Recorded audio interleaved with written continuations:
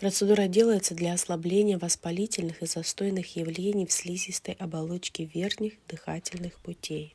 Для смягчения раздражения горла и носа с помощью увлажнения вдыхаемого воздуха с лекарственными веществами. Для блокирования некоторых видов секреции, а именно для стимуляции прекращения выделения слизи из носа, горла и легких.